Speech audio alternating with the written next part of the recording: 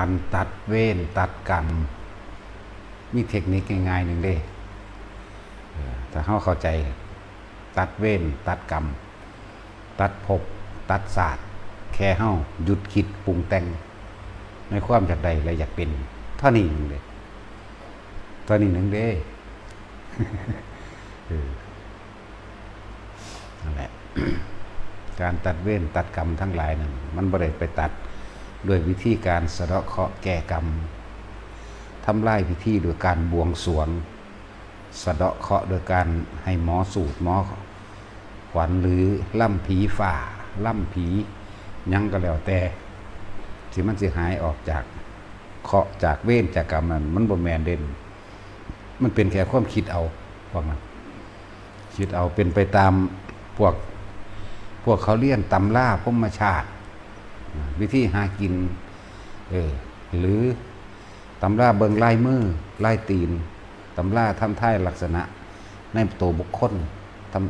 ทำนายฝันทำนายไฝทำนายฝันทั้งสิ้น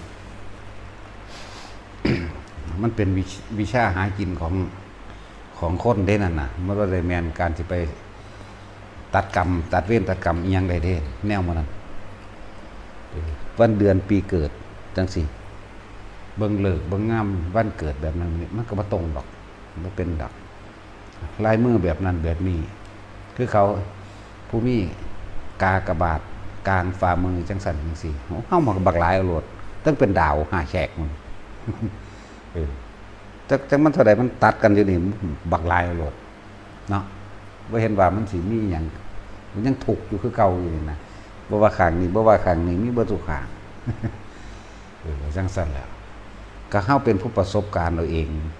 กับตำราเขาเขียนมันก็หลายอย่างคือว่าล่ะว่าเฮาเดินตามความจริงเฮาพิสูจน์ตัวเอง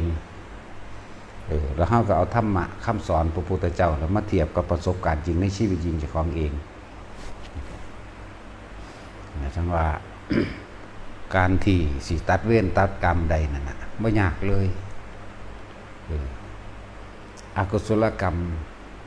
เวรกรรมเก่าแม้นสิมีมามากไม่เพียงใดก็ตามในอดีตชาติจนถึงว่าเวรกรรมอันเป็นอดีตของปัจจุบันชาตินี่ก็สร้างนี่คือชีวิตปัจจุบันเฮานี่ถ้าผู้ใดบ่อยากสดใสถ้าผู้ใดบ่อยากอันนั่นบ่อยากไปหลับมันต่อไปข้างหน้าก็หยุดความคิดไว้ตัวง่ายๆเนาะสนใจ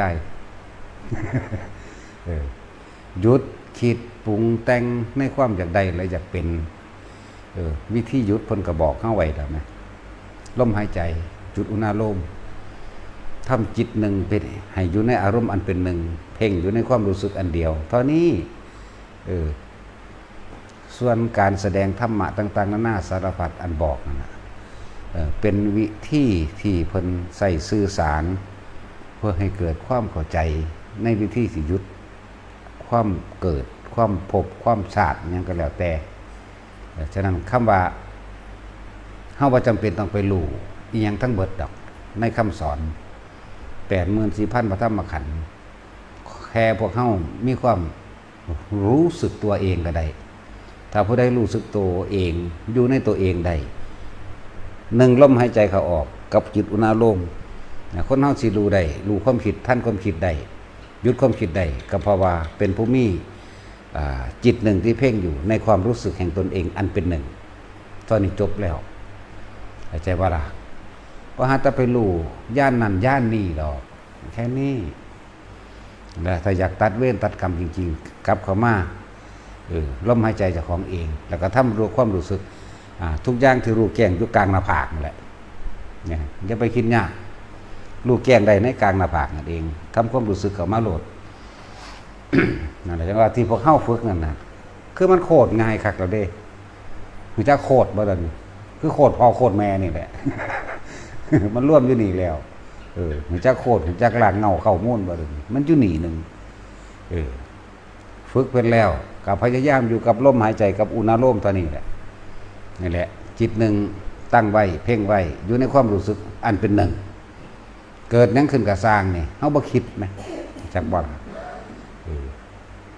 เกิดนั่งขึ้นกับตามอดีตผ่านมาแล้ว แต่เขาคิดปั๊บ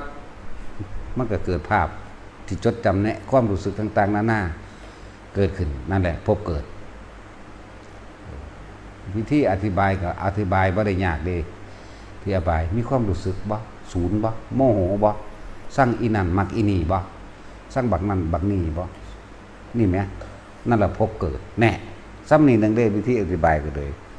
เกิดแบบตายตัวนี้ก็ไปเกิดนั่นแหละอนาคตเจ้าเกิดแบบนั้น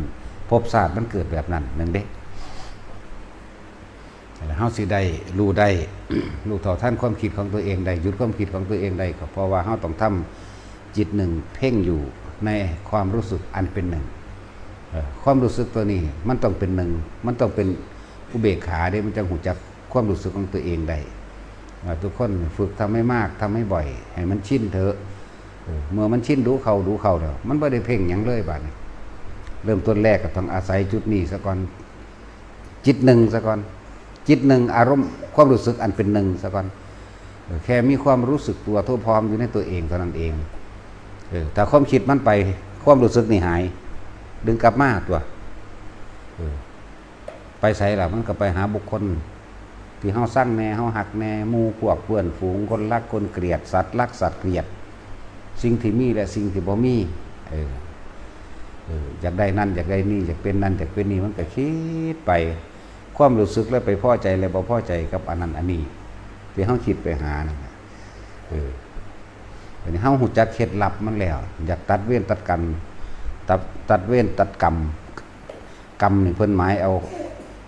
จิตเจตนาคือความคิดนี่เด้กรรมตัวนี้เด้ความคิดอันใดก็ตามที่เกิดความรู้สึกในความพอใจและบ่พอใจแล้วนั่นล่ะพบเกิดแล้วเกิดนี่คือทับกันไปเลยเด้ทับไปเข้าใจบ่นี่มันทับไปแล้วเด้นี่เพราะที่เพิ่นบอกว่าเจตนาเป็นตัวกรรมมันทับไปแล้วเอามือนึงมันจักเท่าใดทับจักเท่าใดซ่อนเด้จักบ่ล่ะนั่นแหละเทคนิคมันหรือวิธีมันที่บอกว่าง่ายที่สุดแล้ว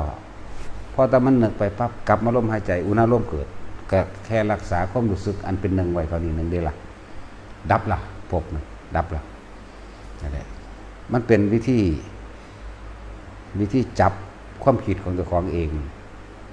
ดักมันไว้จักมาละแต่มันไปปึ๊บไปแล้วกลับมาล่มตัวนี้เกิดมันล่มหายกับสังแต่ยังอยู่ในความรู้สึกอันเป็นหนึ่งใดมันก็พบเกิดมาได้มันเป็นอุเบกขาได้มันยังเป็นความรู้สึกนวงนั่นแหละเป็นผู้มีจิตหนึ่งที่เพ่งอยู่ในอารมณ์ความรู้สึกอันเป็นหนึ่งเป็นอันนี้คำว่าผู้รู้ก็รู้อยู่นี่แหละรู้ยังรู้สึกตัวถ้าเฮารู้สึกตัวในตัวของเฮาเองพบเกิดมาได้เด้จักว่าล่ะถ้าไปรู้สึกตัวในผู้อื่นรู้สึกแบบไรล่ะรู้สึกว่าคิดทอดเป็นห่วงรู้สึกว่ากูสั่งเนี่ยรู้สึกว่ากูฮักนี่แหมพบเกิดเบิด